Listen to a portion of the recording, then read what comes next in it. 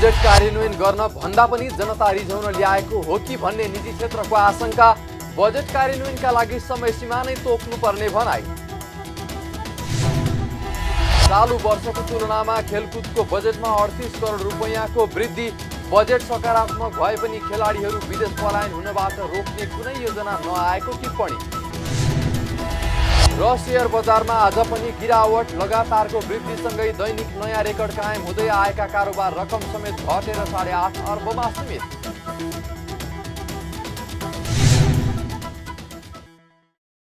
हामी छौं पल पल तपाईसँग, हिमाल पहाड तराईसँग, साथ छ हाम्रो बढ्ने कदमलाई। सलाम छ ती पोरखी हातहरूलाई, जिन्दगी सजाइदिन्छौँ हामी, हर सासको साथी बन्छौँ हामी। सुरक्षा अनि समृद्धि प्राण छ हाम्रो, हर आफू पनि बचौं, अरूलाई पनि बचाऊ। आजै नेपाल लाइफमा जीवन बिमा गरौँ। हामी हौं नेपाल लाइफ। नेपाल लाइफ, किनकि जीवन अमूल्य छ।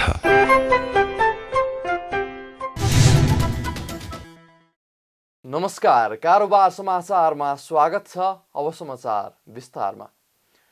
सरकारको आर्थिक वर्ष 2078-79 को बजेटलाई निर्माण व्यवसायीहरूले पनि स्वागत गरेका छन्। नेपाल निर्माण व्यवसायी महासंघका अध्यक्ष रवि सिंहले बजेटले निर्माण क्षेत्रलाई प्राथमिकतामा राखेको बताउनु भएको हो। निर्माण व्यवसायीहरूले राखेको धरौटी बापतको रकम बैंक ग्यारेन्टीका आधारमा दिनका लागि आग्रह गरिएको भए पनि 50% रकम दिने भनिएकोमा सरकारको यो कदम सकारात्मक भएको उहाँले बताउनुभयो। स्वास्थ्यको क्षेत्रलाई भने जति प्राथमिकता दिनुपर्ने हो त्यही नदिएको उहाँले टिप्पणी गर्नुभयो। अस्पताल निर्माणको लागि छुट्याइएको रकम पर्याप्त नभएको पनि उहाँले बताउनुभयो। जबसम्म सबै नागरिकलाई कोभिड-19 विरुद्धको खोप दिन सकिँदैन तबसम्म अर्थतन्त्र चलायमान नहुने र बजेट कार्यान्वयन हुन नसक्ने उहाँको भनाइ छ। छिटोभन्दा छिटो खोपको व्यवस्था गर्न उहाँको सुझाव छ। साथै सरकारले हरेक वर्ष आयोजना ल्याउने तर आवश्यक बजेट विनियोजन हुन नसक्दा निर्माणको काम सुस्त गतिमा हुने गरेको उल्लेख गर्दै उहाँले यस वर्ष पनि त्यसैको पुनरावृत्ति भएको बताउनुभयो। ठूला आयोजनाहरू अलपत्र रहेको भन्दै उहाँले ती आयोजनालाई यथेष्ट बजेट विनियोजन गर्न र समय थप गर्न ध्यान नपुगेको बताउनुभयो। हिजो पनि यस्तै के भन्छ आयोजनाहरू आउने तर त्यसलाई आवश्यक पर्ने बजेटको विनियोजन नभएको कारणले गर्दाखेरि निर्माणको कार्यहरू चाहिँ सुस्त गतिमा हुने गरेको थियो। अहिले पनि त्यसैको चाहिँ पुनरावृत्ति भइरहेछ। नेपाल सरकारले जबसम्म प्रत्येक नागरिकलाई खोप दिँदैन तबसम्म अर्थतन्त्र चलायमान हुन सक्दैन र हाम्रो यो बजेट पनि कार्यान्वयन हुन सक्दैन। यो बजेट कार्यान्वयन गर्ने हो भने सरकारले चाँडोभन्दा चाँडो सबै नागरिकलाई खोपको व्यवस्थापन गर्यो भने सरकारले लिएको लक्ष्य जुन छ आर्थिक वृद्धि दर 6.5% पनि पुर्याउन सकिन्छ। सरकारको बजेट पनि कार्यान्वयन गर्न सकिन्छ। तर अहिले तरलताको स्थितिमा जुन यो चुनावी सरकारले जुन बजेट ल्याएको छ यो बजेट चाहिँ कार्यान्वयन गर्ने भन्दा पनि जनता रिझाउनलाई नै हो कि भन्ने आशंका पनि गर्ने ठाउँहरू धेरै। अध्यक्ष सिंहले बजेट कार्यान्वयन गर्न भन्दा पनि जनता रिझाउन ल्याएको हो कि भन्ने आशंका गर्ने ठाउँ पनि धेरै भएको बताउनुभयो। कार्यान्वयनको पक्ष भने निकै चुनौती रहेको उहाँको भनाइ छ।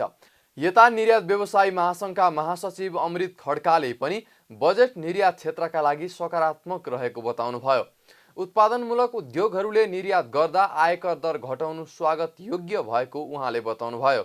यसले निर्यात व्यवसायमा संलग्न व्यवसायीमा उत्साह प्रदान गरेको उहाँको भनाइ छ। काठमाडौँमा अन्तर्राष्ट्रिय स्तरको प्रदर्शनी केन्द्र निर्माण गर्ने आफूहरूको प्रस्ताव सरकारले स्वीकार गरेको उहाँले बताउनुभयो। निर्यातका लागि भएका नीतिगत अप्ठ्याराहरूलाई भने यस वर्षको बजेटबाट पनि हट्न नसकेको खड्काले बताउनुभयो। निर्यात बढाउनका लागि बहुराष्ट्रिय कम्पनीहरूलाई देशमा आकर्षित गर्न सक्नु पर्नेमा उहाँको जोड छ। बजेटमा खास गरी यो निर्यातको लागि चाहिँ केही त्यस्ता नीतिगत कुराहरू पोलिसीमा भएका अब्स्ट्याकलहरूलाई हटाउनु पर्थ्यो। जस्तै एउटा विदेशी विनिमय ऐनमा चाहिँ एउटा अब्स्ट्याकल छ जसले गर्दाखेरि पेपाल जस्तो कम्पनी नेपालमा आउन सकेका छैन र नेपालीहरूले नेपालमै बसेर भर्चुअल पसल खोल्ने र यहीँबाट संसारभरि सामान बेच्न सक्ने अवस्था छैन। त्यसलाई यसले राम्रोसँग एड्रेस गरेन। अर्को कुरा चाइनाबाट धेरै ठुलो ठुलो अन्तर्राष्ट्रिय बहुराष्ट्रिय कम्पनीहरू चाहिँ मुभ आउट भइरहेको छ। जापानले त आफ्ना कम्पनीहरूलाई मुभ आउट गर्नलाई ठुलो धनराशि छुट्याएर प्रोत्साहन पनि गरिरहेछ। त्यस्ता कम्पनीहरूलाई ल्याउनको लागि जुन किसिमले इन्डिया र बङ्गलादेशले जति पहल कदमी लिएको छ त्यो पहल कदमी लिनमा हामी चुक्यौँ। यो हामी 1 वर्ष फेरि ढिला भयौँ। नेपाल चेम्बर अफ कमर्सका पूर्व अध्यक्ष राजेश काजी श्रेष्ठले बजेट कार्यान्वयनका लागि समय सीमा नै तोकिदिनुपर्ने बताउनुभयो। घोषणा गरिएको बजेट कार्यान्वयनका लागि कति बेला के गर्ने भन्ने स्पष्ट व्यवस्था हुनुपर्नेमा उहाँको जोड छ। चेम्बरका पूर्व अध्यक्ष श्रेष्ठले समयमा बजेट कार्यान्वयन गर्ने सम्बन्धित निकायलाई सम्मान र बजेट कार्यान्वयन नगर्नेलाई सजाय र कारबाही गरियो भने बजेटको स्वत कार्यान्वयन हुने पनि बताउनुभयो। बजेट सुन्दाखेरि जहिले पनि बाहिर आउँदाखेरि हामीले सुन्दा राम्रो कार्यान्वयन पक्ष फितलो हुन्छ भनेर भन्थेँ। तर मैले धेरै वर्ष अगाडिदेखि चाहिँ नि यो कार्यान्वयन फितलो भन्नु हामीले होइन, अब यो कार्यान्वयन गर्नलाई चाहिँ नि टाइम बयानका साथ यति बेला यो हुन्छ यस्तो सुत्दा बजेटमै ल्याइदिए राम्रो हुन्छ भनेर भनेको थिएँ। त्यो त आएन। तर यसपालि हाम्रो सबै सेक्टरवालाले चाहे त्यो पोलिटिकलवाला होस् चाहे निजी क्षेत्र होस् हुँदा हुँदा मन्त्रीज्यूले पनि भोलिपल्ट बजेटको त्यसमा कार्यान्वयन हामी गराएर छोड्छौँ भनेर भन्यो।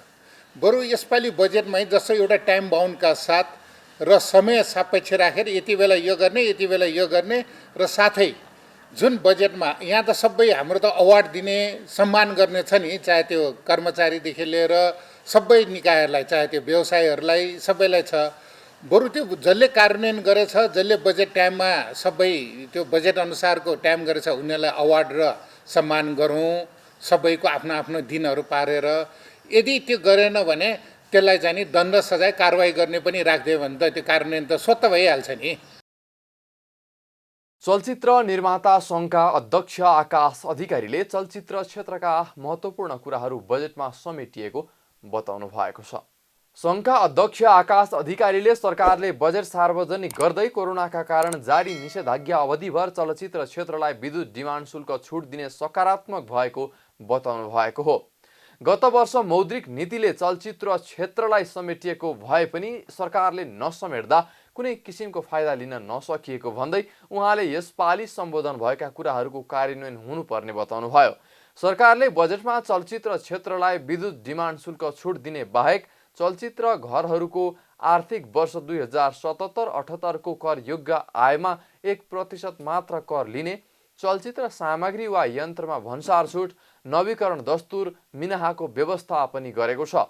चलचित्र उद्योग जाम भएर बसेकोले आफूहरूले यस क्षेत्रको लागि प्याकेज नै मागेको भए पनि मागेको कुरा सम्बोधन हुन नसकेको अध्यक्ष आकाश अधिकारीको भनाइ छ।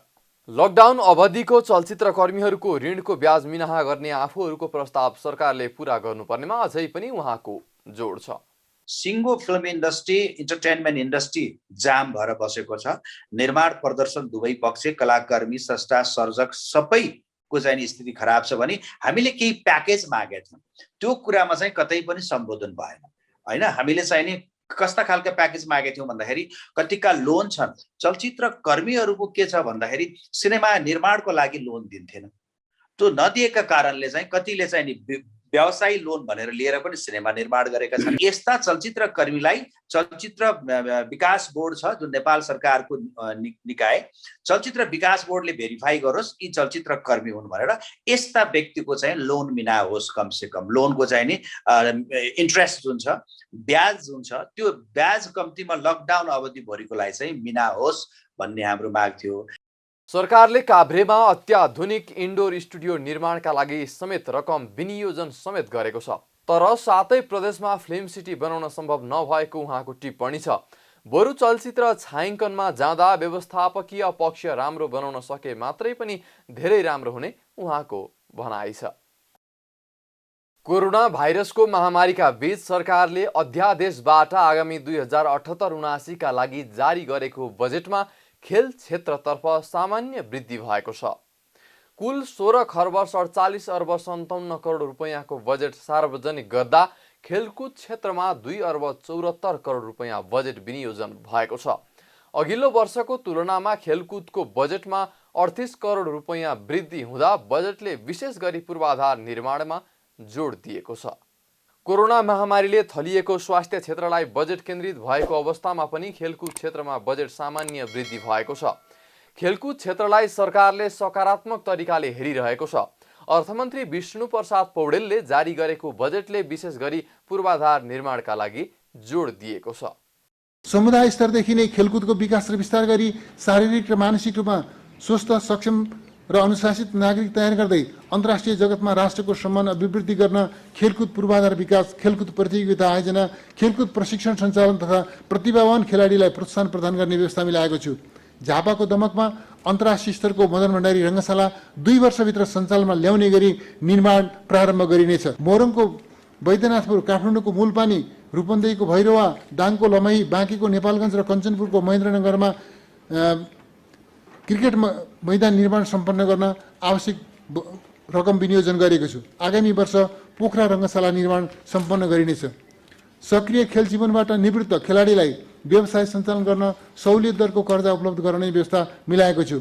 धनगढी, वीरेन्द्रनगर, नेपालगञ्ज, वीरगञ्ज, जनकपुरधाम र इटहरीमा प्रादेशिक रङ्गशाला निर्माण कार्य अगाडि बढाइनेछ। सबै स्थानीय तहमा खेल पूर्वाधार निर्माण गरिनेछ। आगामी आर्थिक वर्षमा 168 स्थानीय तहमा खेल ग्रामको निर्माण गर्न रकम छुट्याएको छु। सोलुखुम्बु, सिन्धुपाल्चोक, मनाङ, मुस्ताङ र जुम्लामा हाई अल्टिच्युड स्पोर्ट्स सेन्टर निर्माण गर्न आवश्यक रकम व्यवस्था गरेको छु। आगामी आर्थिक वर्ष 9औं राष्ट्रिय खेलकुद आयोजना गरिनेछ। अन्तर्राष्ट्रिय स्तरमा पदक हासिल गर्न सम्भाव्य खेल पहिचान गरी प्रोत्साहन गरिनेछ। अन्तर्राष्ट्रिय प्रतियोगितामा नेपालको सहभागिता वृद्धि गरिनेछ। नेपाललाई खेल पर्यटनको उत्कृष्ट गन्तव्यको रूपमा विकास गर्न अन्तर्राष्ट्रिय स्तरको खेल विद्यालयको सम्भाव्यता अध्ययन गरिनेछ। युवा तथा खेलकुद मन्त्रालयको लागि रु 2 अर्ब 74 करोड विनियोजन गरेको छु। विश्वका धेरै राष्ट्र हरेक वर्षको बजेटमा खेल क्षेत्रलाई वैज्ञानिक तरिकाबाट अगाडि बढाउन योजना बुन्ने गर्छन्। तर नेपालमा भने कुनै प्रकोप या आर्थिक सङ्कट हुँदा खेल क्षेत्रमा नै बजेट खुम्च्याइने गरिन्थ्यो। तर यो आर्थिक वर्षमा भने सामान्य वृद्धि हुँदा बजेट सकारात्मक भएको तर बजेट पर्याप्त नभएको राष्ट्रिय खेलकुद परिषद राखेपका पूर्व सदस्य सचिव केशर कुमार विष्टले बताए। मन्त्रालय बढेको बजेट चाहिँ खेलकुदमै बढेको भन्ने कुराको स्पष्ट हुँदैन एउटा कुरा। दोस्रो कुरो 2 अर्ब 74 करोडको बजेटमा अब युवालाई स्काउटलाई छुट्याएर अनि मन्त्रालयले आफ्नो राख्ने बजेट छुट्याएर अनि राष्ट्रिय खेलकुद परिषदमा आएको बजेट मध्ये पनि तलब, सुविधा, भत्ता, अब कर्मचारीहरूको साधन तर्फको भनौँ न त्यो खर्च कटाउँदाखेरि मेरो विचारमा 50-60 करोड भन्दा बढी पैसा चाहिँ यो राष्ट्रिय खेलकुद परिषदले खर्च गर्न पाउँदैन, सक्ने अवस्था छैन। अब त्यो 50-60 करोडले जे घोषणा गरिएका छन् पूर्वाधारहरू हैन, जुन भन्दाखेरि लामो फेरिस्ता आएको छ, त्यो 50-60 करोडले कति पूर्वाधार बन्ने हो हैन। र अर्को कुरा त्यो बजेटले कतिवटा प्रतियोगिता गर्ने हो, त्यो बजेटले प्रशिक्षणको व्यवस्था कति मिलाउने हो, त्यो बजेटले नयाँ अनुसन्धान गर्ने, नयाँ खेलाडीहरू खोजी गर्ने कुरा कति गर्ने हो, त्यो बजेटले अब यो खेलकुद विकासका भन्ने बित्तिकै खेलाडीहरूको प्रोत्साहन र संरक्षणको कुरा पनि आउँछ हैन, उनीहरूलाई चाहिँ के पुरस्कृत गर्ने कुरा पनि आउँछ, अब अथवा उनीहरूको संरक्षण गर्ने कुरा पनि आउँछ। त्यो सबैका निम्ति यो बजेट अत्यन्तै अपर्याप्त छ। आर्थिक विकासका लागि महत्त्वकांक्षी बजेट सार्वजनिक भए पनि खेल क्षेत्रमा जीवन अर्पण गरेका राम्रा खेलाडीहरू विदेश पलायन हुने दुःखद यथार्थलाई रोक्न कुनै किसिमको योजना बजेटमा सम्बोधन हुन सकेको छैन। तर यसपटक सक्रिय खेल जीवनबाट निवृत्त खेलाडीलाई व्यवसाय सञ्चालन गर्न सहुलियत दरको कर्जा उपलब्ध गराउने व्यवस्था निरन्तरता मात्रै भएको तथा सङ्घ सञ्चालनको विषयमा कुनै सम्बोधन नभएको टिप्पणी पूर्व सदस्य सचिव विष्टले गरे। अन्तर्राष्ट्रिय पदक प्राप्त गर्ने खेलाडीहरूलाई 73 सालदेखि सम्मान दिइरहेका थियौँ। त्यो सम्मानको राशि, त्यो भत्ताको राशि चाहिँ वृद्धि भएर यसपालि 10,000 पुर्याउने हाम्रो लक्ष्य थियो हैन। तर त्यो पनि चाहिँ सम्बोधन भएको देखिन। अब त्यो त चर्चा पनि हुने छोडे स्थितिमा हो। त्यस्तै के भने अब पूर्व खेलाडीहरूलाई, वर्तमान खेलाडीहरूलाई कसरी संरक्षण गर्ने भन्ने कुरामा बोलेन। अब सङ्घहरूलाई चाहिँ के भने आत्मनिर्भर बनाउने, सङ्घहरूलाई चाहिँ साधन स्रोत सम्पन्न बनाउने, सङ्घहरूलाई जवाबदेही बनाउने कुरामा पनि अब एउटा ठुलो चाहिँ के भने बजेट खर्च गर्नु पर्थ्यो, त्यो बजेट पनि आएको देखिएन। जे होस् बजेट आयो, अध्यादेश मार्फत आयो, अब त्यसलाई कार्यान्वयन लिएर जाउँ, तर यो बजेट चाहिँ अपर्याप्त छ। अर्थमन्त्री पौडेलले बजेटमा यसपटक पर्यटकीय र साहसिक खेल प्रवर्धन गर्न सरकारले लगानी गर्ने आश्वासन दिनुका साथै पूर्वाधारलाई केन्द्रमा राख्दै बजेट विनियोजन गर्नुभएको छ। मोरङको बैजनाथपुर, काठमाडौँको मूलपानी, रूपन्देहीको भैरवा, दाङको लमही, बाँकेको नेपालगञ्ज र कञ्चनपुरको महेन्द्रनगरमा क्रिकेट रङ्गशाला सम्पन्न गर्न आवश्यक बजेट पनि छुट्याइएको छ। मदन भण्डारी अन्तर्राष्ट्रिय रङ्गशाला 2 वर्षभित्र सञ्चालनमा आउने लक्ष्य लिएको छ भने पोखरा रङ्गशाला आगामी वर्षभित्र निर्माण सम्पन्न हुने बजेटमा उल्लेख छ। 9औं राष्ट्रिय खेलकुद आगामी वर्ष सञ्चालन गर्ने सरकारले योजना बनाएको छ। अध्यादेशबाट जारी बजेटले खेलकुद क्षेत्रलाई पनि सम्बोधन गरेको छ। सत्तारूढ नेकपा एमाले बजेट अहिलेको आवश्यकतालाई पूर्ति गर्ने गरी आएको निष्कर्ष निकालेको छ। मंगलबार प्रधानमन्त्री निवास बालुवाटारमा बसेको नेकपा एमालेको स्थायी कमिटी बैठकले जनताको चाहना अनुसारको अहिलेको आवश्यकतालाई पूर्ति गर्ने गरी बजेट आएको निष्कर्ष निकालेको हो। खास गरी सरकारले कोभिड-19 संक्रमण रोकथाम, नियन्त्रण र उपचारको साथै कोरोना पछिको अर्थतन्त्रको पुनरुत्थान केन्द्रित भएर बजेट ल्याउनु सकारात्मक भएको बैठकको निष्कर्ष रहेको प्रवक्ता प्रदीप कुमार गेवालीले जानकारी दिनुभयो। माननीय अर्थमन्त्रीज्यूले प्रस्तुत गर्नुभएको बजेटको पनि संक्षिप्त चर्चा गरिएको छ, जसमा बजेट अहिलेको आवश्यकतालाई पूर्ति गर्ने, जनताको चाहना अनुसारको र मुख्यतया कोभिडसँगको हाम्रो लडाइँलाई केन्द्रित गर्ने र कोभिड पछिको आर्थिक पुनरुत्थानलाई केन्द्रित गरेर आएको हुनाले त्यो सकारात्मक छ भन्ने निष्कर्ष हामीले निकालेका छौँ। बैठकले सर्वोच्च अदालतमा विचाराधीन मुद्दालाई प्रभावित पार्नका निम्ति दबाब दिएको भन्दै त्यस्तो दबाब स्वतन्त्र न्यायपालिकाको मर्मसँग मेल नखाने भएकाले यस्तो गतिविधि गर्नु नहुने निष्कर्ष निकालेको समेत प्रवक्ता गेवालीले बताउनुभयो। बैठकमा हामीले प्रतिसभा विघटन पछि विकसित राजनीतिक घटनाक्रमहरू र खास गरेर सर्वोच्च अदालतमा विचाराधीन मुद्दालाई प्रभावित गर्ने गरी जे ढङ्गका अलिकति दबाब र अलिकति अस्वस्थ खालका गतिविधिहरू भइरहेका छन् त्यसको बारेमा समीक्षा गऱ्यौँ। आफूले भनेकै न्यायाधीश चाहिन्छ र आफूले भने जस्तै फैसला चाहिन्छ भन्ने ढङ्गले सृजना गरिएका दबाबहरू स्वतन्त्र न्यायपालिकाको मर्मसँग मेल खाँदैनन्। यस्ता कुराहरू उचित होइनन् र यस्ता हुनु हुँदैन भन्ने हामीले निष्कर्ष निकालेका छौँ। बैठकले पार्टीको आन्तरिक एकतालाई सुदृढ गर्नका लागि भइरहेका छलफलहरूको समीक्षा गर्दै पार्टी एकताको निम्ति अन्तिमसम्म प्रयास जारी राख्ने निर्णय गरेको पनि प्रवक्ता गेवालीले जानकारी दिनुभयो। यस्तै लुम्बिनीमा भएको राष्ट्रिय सभा सदस्यको उपनिर्वाचनमा पार्टीलाई अन्तर्घात भएको निष्कर्ष निकाल्दै बैठकले सो सम्बन्धमा थप समीक्षा अध्ययन गरेर त्यसबारेमा आवश्यक निर्णय गरिने पनि उहाँले बताउनुभयो। काठमाडौँ महानगरपालिकाले काठमाडौँ महानगरभित्रका 2 अस्पताललाई आइसियु भेन्टिलेटर सहयोग गरेको छ। महानगरले मंगलबार महानगरपालिका भित्रको काठमाडौँ मोडेल अस्पताल र हेल्पिङ ह्यान्ड सामुदायिक अस्पताललाई कोभिड-19 को रोकथाम र नियन्त्रणमा क्षमता अभिवृद्धिको निम्ति 2 थान आइसियु भेन्टिलेटर प्रदान गरेको हो। आइसियु भेन्टिलेटर प्रदान गर्दै महानगरपालिकाका प्रमुख विद्या सुन्दर साक्यले अस्पतालबाट कोभिड संक्रमितले सहज रूपमा सेवा पाउन सकुन् भनेर सहयोग गरिएको बताउनुभयो। उहाँले महानगरपालिकाले कोभिड-19 संक्रमितको उपचारका लागि काठमाडौँ जिल्लाभित्रका अस्पताललाई 42 वटा र भक्तपुर ठिमीमा 3 वटा गरी 45 वटा भेन्टिलेटर उपलब्ध गराउने सम्झौता गरी काम अगाडि बढाइरहेको पनि जानकारी दिनुभयो। अस्पतालबाट सहज रूपमा उहाँले खोजेको सेवा पाउन सकोस् भनेर सरकारी अस्पताल र सामुदायिक अस्पतालसँग हामीले सहकारी गरेका छौँ र काठमाडौँ महानगरपालिकाले महानगरभित्र मात्रै 42 वटा र महानगरभन्दा बाहिर छिमेकी नगरपालिकासँग सहकारी गरेर 3 वटा गरेर 45 वटा भेन्टिलेटर उपलब्ध गराउने गरिकन हामीले सम्झौता गरिसक्यौँ, त्यसलाई कार्यान्वयन गरिरहेका छौँ। त्यो बाहेक अन्य विभिन्न अस्पतालहरूसँग पनि त्यसरी हामीले सहकारी गरेका छौँ। यसरी अन्य अस्पतालहरूलाई सहकारी गरेर काठमाडौँ महानगरपालिकाले आफैले पनि आफ्नै नामबाट पनि केही काम पनि गरेका छौँ। अन्त चाहिँ सहयोग मात्र गरेर पछाडि मात्र बस्यौँ, गर्नलाई हामीले प्रोत्साहित गरौँ र तपाईँ अगाडि बढ्नुहोस्, तपाईँहरूको साथमा हामी छौँ भन्यो मात्र। तर तर दुई तीन ठाउँमा हामी आफैले पनि सुविधा गर्छौँ।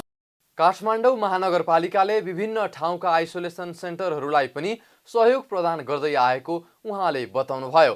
कोभिड-19 सङ्क्रमितहरूका लागि महानगरले काम गरिरहेको उल्लेख गर्दै उहाँले सङ्क्रमण भए आइसोलेसन सेन्टर र अस्पतालमा आई उपचार गराउन समेत आग्रह गर्नुभयो। शेयर बजारमा ओह्रालो लाग्ने क्रमले मङ्गलबार पनि निरन्तरता पाएको छ। पछिल्लो समय लगातारको वृद्धिसँगै दैनिक नयाँ रेकर्ड कायम हुँदै आएको शेयर बजार मापन गर्ने नेप्से परिसूचक लगातार 2 दिन घटेको हो। सोमबार नेप्से परिसूचक एकै दिन 45 अङ्कले घटेर 2700 अङ्क तल झरेकोमा मङ्गलबार पनि नेप्से परिसूचक 11.68 अङ्कले घटेको छ। परिसूचक घटेर 2771.15 अङ्कमा पुगेको दिन कारोबार रकम समेत घटेको छ। लगातारको वृद्धिसँगै साताको पहिलो दिन आइतबार 4 करोड 26 लाख किता शेयर 17 अर्ब भन्दा धेरैमा किनबेच भएको थियो, जुन कारोबार रकम हालसम्मकै उच्च हो। तर त्यस यता लगातार 2 दिन कारोबार रकम समेत घटेको छ। अघिल्लो दिन 13 अर्ब 90 करोड 91 लाख रुपैयाँ बराबरको मात्र शेयर किनबेच भएको थियो भने आज पनि कुल 216 कम्पनीको जम्मा 1 करोड 97 लाख किता शेयर 8 अर्ब 59 करोड 81 लाख रुपैयाँ बराबरमा मात्र किनबेच भएको छ। शेयर बजारमा ओह्रालो लाग्ने क्रमले निरन्तरता पाएको दिन विकास बैंक, वित्त र अन्य बाहेक सबै समूहको परिसूचक घटेको छ। कारोबार रकमको आधारमा नेपाल पूर्वाधार बैंक निफ्राको सर्वाधिक 57 करोड रुपैयाँ बराबरको शेयर किनबेच भएको छ। आज कालिका जलविद्युत कम्पनीका लगानीकर्ताले सबैभन्दा धेरै 10% कमाएका छन्। निषेधाज्ञाका कारण आर्थिक गतिविधि ठप्प हुँदा शेयर बजारमा लगानी बढेका कारण बजार लगातार उकालो लागिरहेको थियो। ससाना राजनीतिक घटना र सरकारका नीतिहरूका कारण उतार चढाव देखिने शेयर बजारमा पछिल्ला समयका संसद विघटन, मौद्रिक नीतिको समीक्षा, राष्ट्र बैंकको निर्देशन र बजेटले समेत सकारात्मक असर देखिएको थियो। जंगलमा बेबारिसे अवस्थामा भेटिएको लोपुन्मुख सेतो रतुवा मृगलाई सदर चिडियाखानामा ल्याइएको छ। घाँस काट्न जाँदा मानिसले भेटेर ल्याइएको सेतो रतुवा मृगलाई सब डिभिजन वन कार्यालय खोपासी र डिभिजन वन कार्यालय काभ्रेले सदर चिडियाखानालाई जिम्मा लगाएको हो। सदर चिडियाखानाका भेटनरी डाक्टर पर्वतजङ थापाले सेतो रतुवा मृग चिडियाखानाले जिम्मा लिएको बताउनुभयो। अभिभावक गुमाएको अवस्थामा भेटिएको सेतो रतुवा मृगलाई चिडियाखानामा राखेर हेरविचार तथा संरक्षण गरिने उहाँले बताउनुभयो। यो प्रजातिको मृग लाखौंमा एक मात्रै भेटिने भन्दै लोपुन्मुख अवस्थामा रहेको उहाँले जानकारी दिनुभयो। भर्खरैको मृग भएका कारण अभिभावक नभएको अवस्थामा जंगलमा बस्न गाह्रो हुने भएकाले यसको संरक्षणका लागि चिडियाखानामा राख्नु परेको डाक्टर थापाले उल्लेख गर्नुभयो। यो अर्फान्ड एनिमल भन्छौँ हामी यसलाई, जसले अभिभावक गुमाइसकेको छ र यो हामीले उहाँसँग बुझेअनुसार यो चाहिँ कति 15-16 दिनदेखि मान्छेसँगै छ र मान्छेले त्यसपछि डिभिजन वन कार्यालयमा पुर्याउनु भएको हो र अब यसलाई अब वाइल्डमा छोड्दाखेरि सर्भाइभ हुँदैन।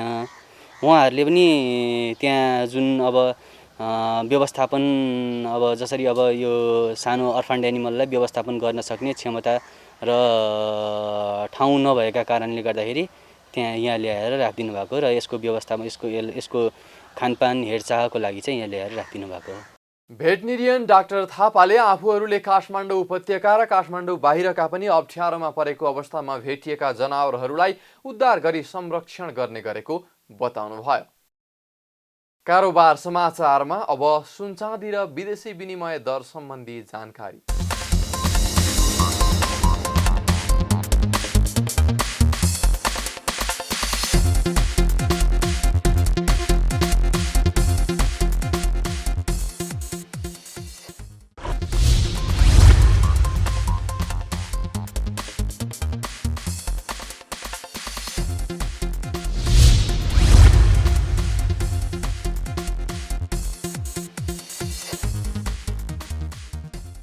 बिदा हुनु अघि अहिलेसम्मका प्रमुख समाचार फेरि एकपटक।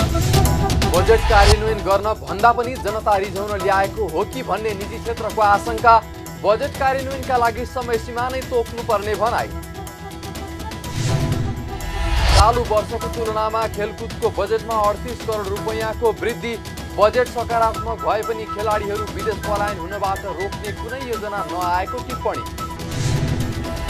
र सेयर बजारमा आज पनि गिरावट, लगातारको वृद्धिसँगै दैनिक नयाँ रेकर्ड कायम हुँदै आएका कारोबार रकम समेत घटेर 8.5 अर्बमा सीमित।